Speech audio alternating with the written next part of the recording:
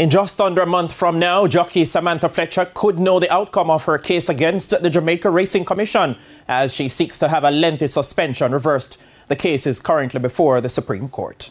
Tuesday, June 6 has been set as the date when the Supreme Court will hear the case of Samantha Fletcher versus the Jamaica Racing Commission. Fletcher's application for leave to apply for judicial review was considered on paper by Justice Simone Wolfe-Rees last Thursday. The June 6 hearing will be inter partes at 11 a.m., meaning both the applicant and the respondent have been served a notice and both are required to be in attendance. The mode of the hearing, which may be convened in person, via video conference or teleconference, will be made known by the Supreme Court at least 1 week before the hearing date. The JRC had been given 14 days to respond after being served on April 5 with Fletcher's application to the Supreme Court. However, there was no response from the JRC within the specified time frame. Fletcher's legal team is seeking several declarations from the Supreme Court, including that the decision of inquiry made on March 7 and the decision of the Jamaica Racing Commission made on March 21, when she was handed the 25 race day ban, are illegal, void and of no effect. The ban was later reduced to 20 days upon appeal. Fletcher was punished for not taking all reasonable and permissible measure throughout the fourth event on February 4 astride Gone on a Grill to ensure the horse was given its best possible placing. She last rode on March 12 while her suspension took effect on March 18. Fletcher is being represented by attorney-at-law Douglas Thompson, while Garth McBean KC is representing the Jamaica Racing Commission.